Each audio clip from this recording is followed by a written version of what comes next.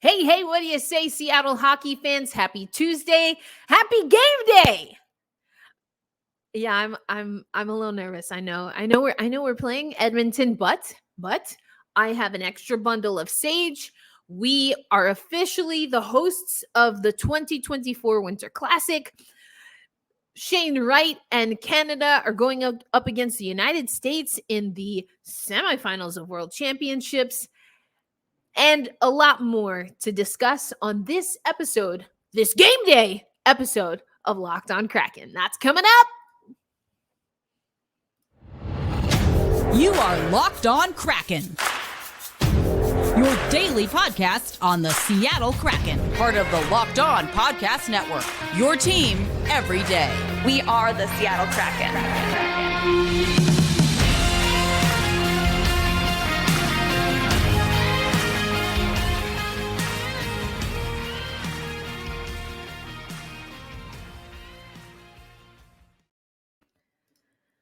It's Kraken Hockey Day. Seattle fans, we are excited to take on, well, maybe we're not excited to take on the Edmonton Oilers, but we're excited to see our team hit the ice again.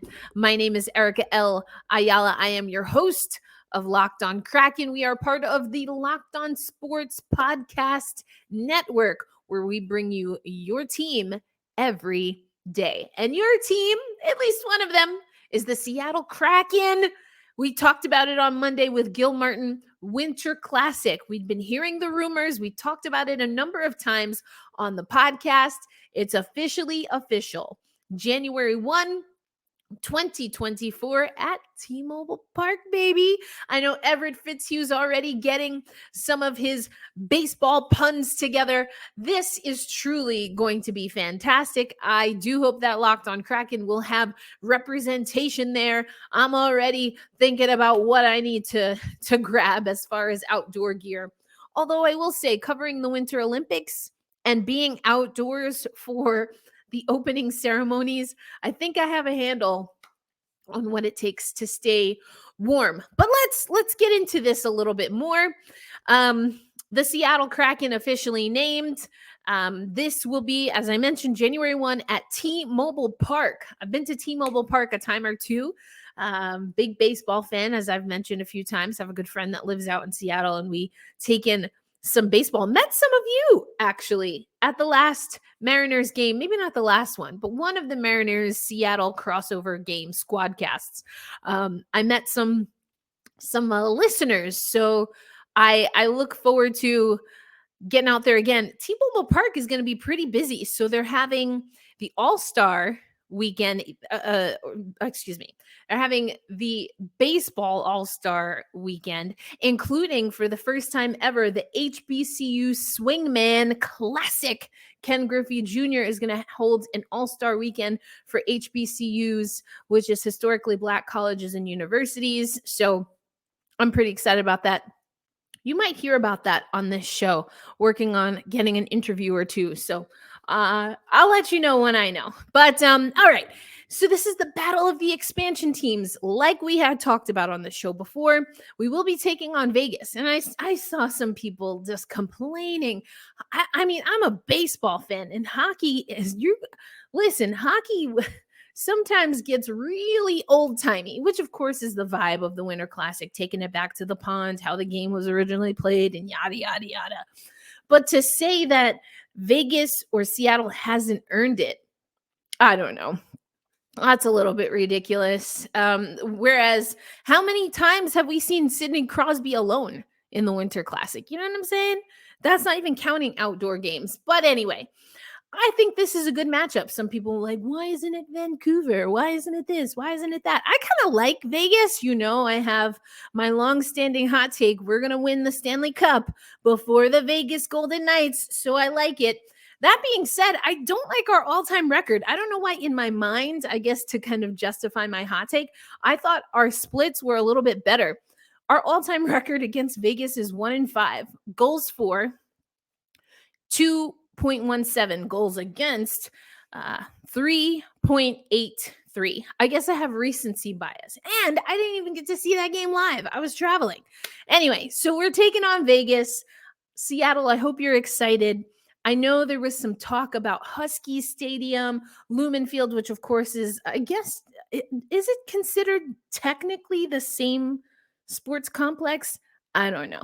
I just know that they're walking distance, at least from New York standards. I understand that New York standards for walking are not everyone's standards for walking. I don't know. Let me know. Let me know. Is it considered the same complex? I know they're very close, but either way. I'm excited. I'm excited for Seattle, and I'm not the only one excited. Jamie Oleksiak was asked a little bit about this at Morning Skate today. Here's what he had to say about the Winter Classic. What were your first thoughts when you heard you guys were headed outside? I was just excited as everyone else. You know, I think such a unique thing to hockey, such a unique experience for guys, and just a great chance for, you know, the guys in the team and their families and friends and everyone to come to town and enjoy a special day. So it's going to be very exciting. Did you play outdoors growing up?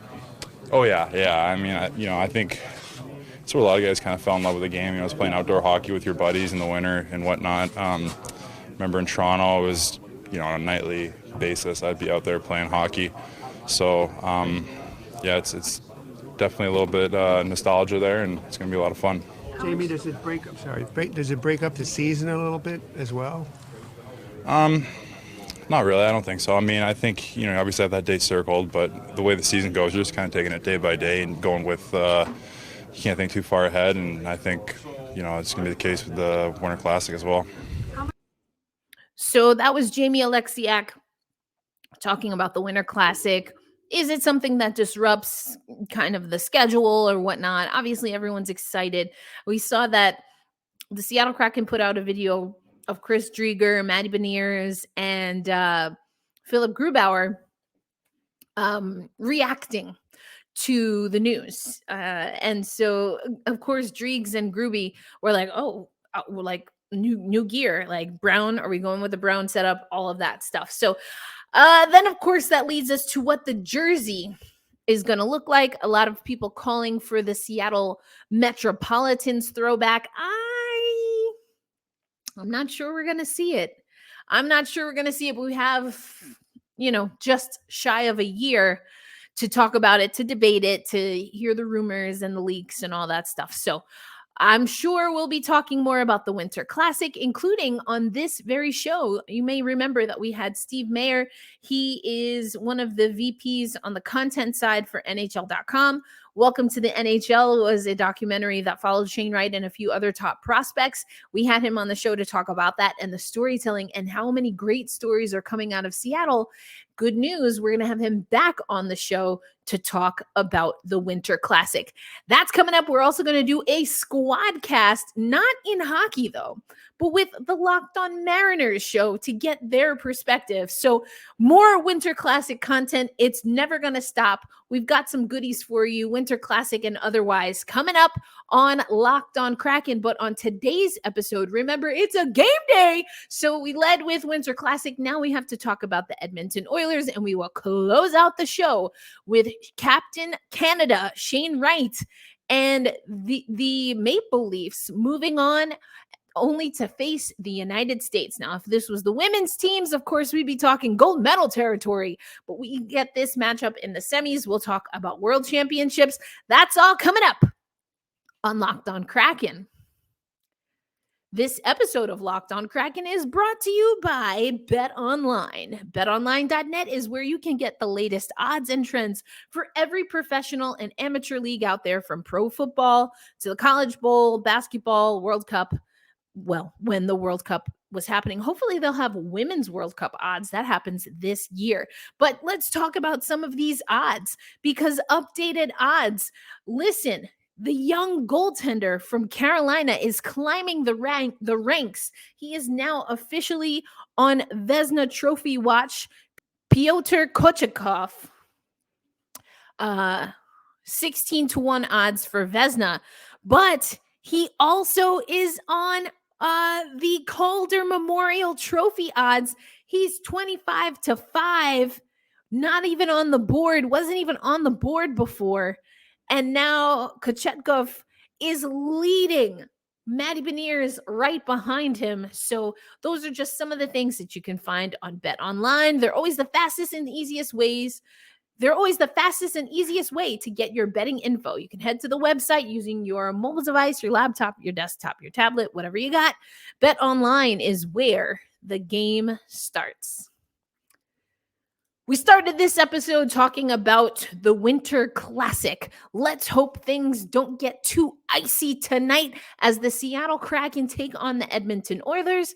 You might have remembered we played them not too long ago, and it didn't really work out in our favor. The Edmonton Oilers are 20-16-2 with 42 points on the board. We're 19-12-4.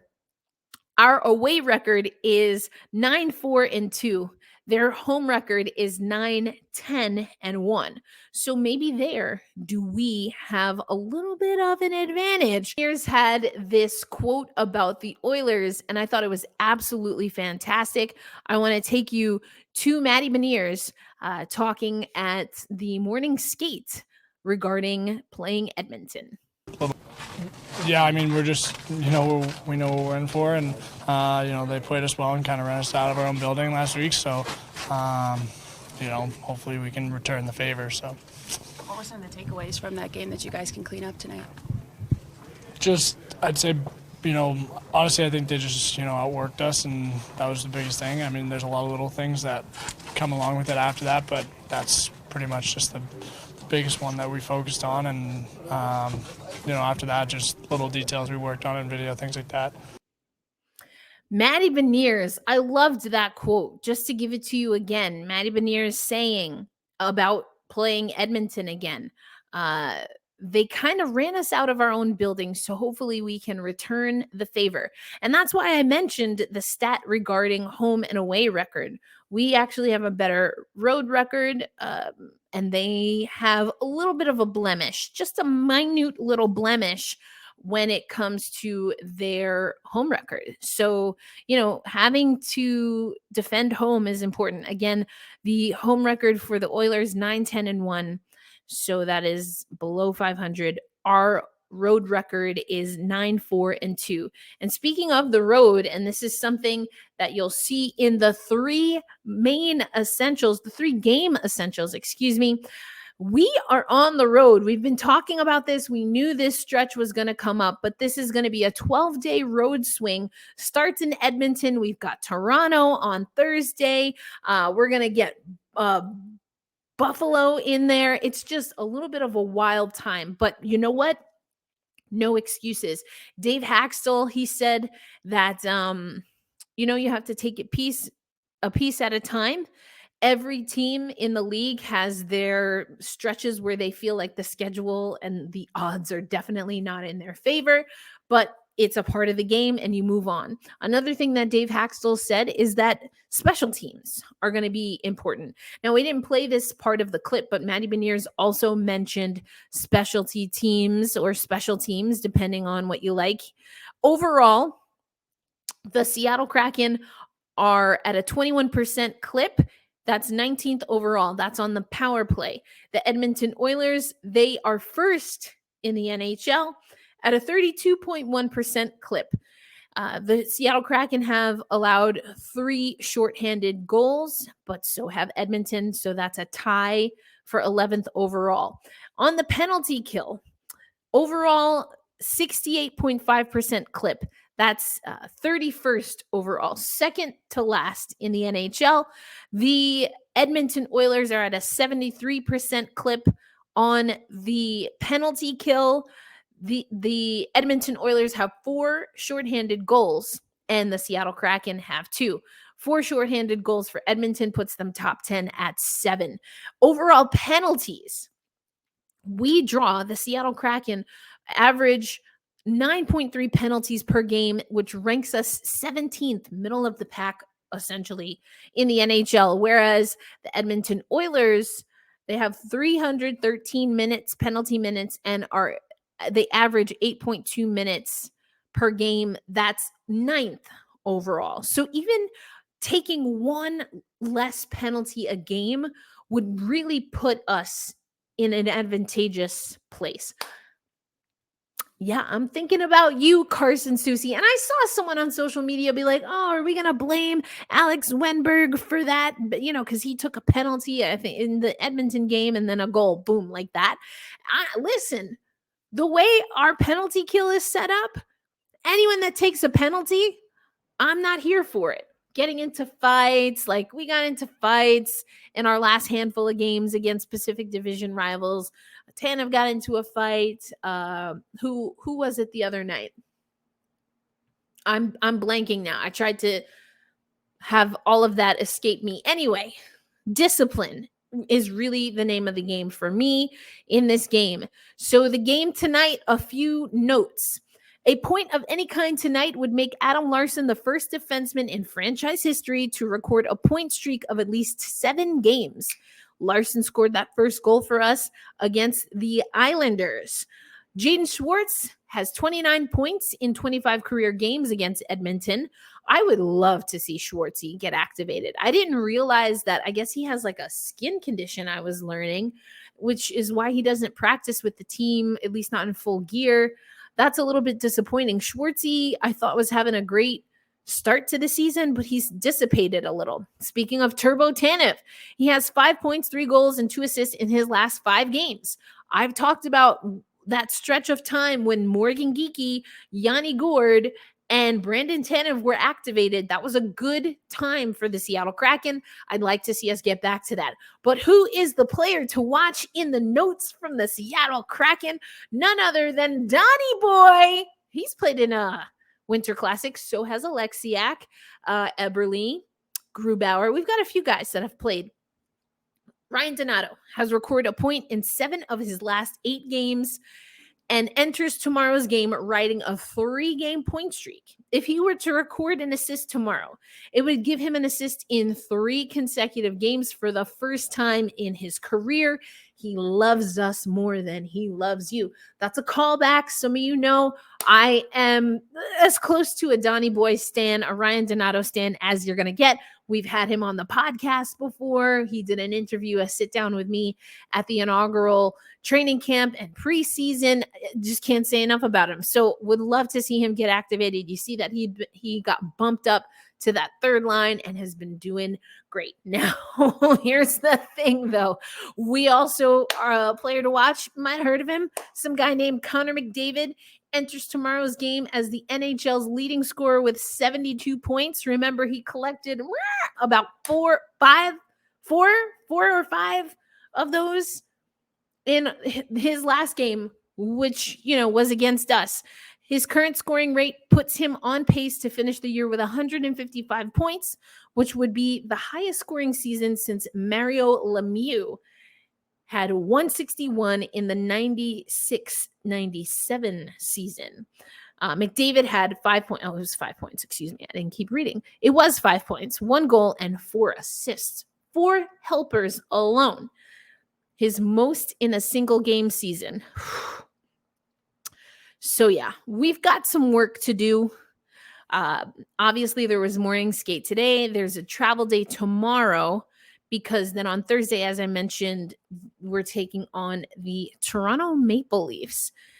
Then there will be a practice as we take on Ottawa. So it's like bouncing around. I don't know. It's weird. What a weird schedule. And then we take on the Canadiens on Monday. So it's jam-packed schedule. And then, so we take on Montreal on Monday and then the Sabres, the Buffalo Sabres on Tuesday. Yeah, this schedule ain't doing the Seattle Kraken any favors. And so you're really going to have to dig from the depths if we want to get a win and play the way we know we can play. There was something else that Dave Haxtell said. He said that the team needs to get back to who we are, right? That's what I always say. Show them who you are. It's my Wakanda Forever Black Panther quote. I think that's completely correct. Dave Haxtell did tease me in saying he wanted a little bit more practice. It just hasn't come to fruition, and being on the road, not sure we're going to get too much of that. So anything systematically that we need to fix, if we don't figure out how to have the determination and willpower to fix it, I'm not sure that it gets fixed. So that's a little bit disheartening heartening for me. Martin Jones is the first goalie off the ice. So we're thinking he's going to get the start. Actually, we know that because the Seattle Kraken tweeted out, Game of Jones was the pun today. Oh, nice, nice. I also have a Game of Thrones pun for this podcast episode. You should check that out. Do you know I've never seen a single second of that show? Not a single second. Anyway, coming up next on Locked on Kraken, I will not be talking about Game of Thrones because I've never seen it before, but we will be talking about World Juniors because I did see that overtime. Woo! It was the tale of two quarterfinals. The United States and Canada advanced in very different circumstances. Let's talk about it coming up on Locked on Kraken. Thank you, as always, Seattle hockey fans, Seattle sports fans, for listening to Locked on Kraken, part of the Locked on Sports podcast network. And of course, we love that you make us a part of your daily routine, but you know what? You should also make Hadi Kalikesh a part of your daily routine. He is the host with the most of Locked on NHL Prospects. That's a really good show to be listening to right around now with World Juniors in the knockout stages. It's your daily podcast covering the next generation of hockey superstars leading up to the NHL draft, plus NHL draft rankings and top prospect comparisons for every team. And as we march closer to that trade deadline, this might be another podcast that you definitely want to listen into, seeing that we have a lot of picks and we have some prospects. Are we looking to sweeten the pot and make some moves at the trade deadline? I don't know, but we're going to talk with Hadi again. Love talking with Hadi Kalikesh from Locked on Prospects. Make sure you check that out. It's available on YouTube and wherever you get your podcasts. All right. Where did we leave off? It was still back in the day in 2022, the last time we talked about World Juniors. So on the 30th, you had Slovakia beat Latvia. And then you had Germany beat Austria and Switzerland over Slovakia on the 31st. Czechia over Germany 8-1. The USA pounced on Finland 6-2. And this is on the 31st. And Canada over Sweden on the 31st. Then we get into the crazy time. On January 2nd, we had quarterfinals. So we had the United States played Germany.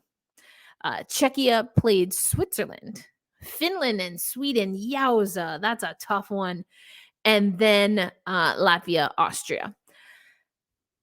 This is and Canada, Slovakia. The United States beats Germany 11-1, just annihilates them. Czechia also handles mightily Switzerland 9-1 the final. Latvia over Austria 9-2. Sweden narrowly defeating Finland 3-2. And then the wild one that I caught the end of this game. The Canadian team had a 3-1 lead. They blew a 3-1 lead. Slovakia ties it up. We go to overtime, 3-on-3 hockey. And Connor Bedard, who everyone's tanking for, he made a spectacular play. Slovakia, they iced the puck on the sequence right before the goal. And you can see that Simon Nemec, who we've talked about as a prospect, he's gassed, but they iced the puck, Slovakia, so he can't come off of the ice. And then you see Bedard and Canada cycling around. And again, Slovakia does not clear the puck. Bedard skates his way through all three defenders past the goaltender. Canada. It was so loud. When I tell you I was watching this live, the noise in the packed arena, just letting out this jubilant cheer after a tight nail-biting quarterfinal game where the alleged best ever roster in Hockey Canada history for this tournament is on the brink of elimination at home in the quarterfinals. Woo! Talk about your fairy tale endings. And Bedard overtook who for the most goals in this tournament? Just a guy named Jordan Eberle. No big deal. So instant classic is what you heard after this one. It was a good game. But now we have the United States and Canada tomorrow, Scotiabank Center. For the North American fans, people are like, oh, if you're a Seattle fan, you have to root for Canada. I'm not from Canada. I do actively root for Canada sometimes, but I'm not committing to rooting for Canada. I will root for Shane Wright. Of course, we will cheer for Shane Wright on this podcast. But,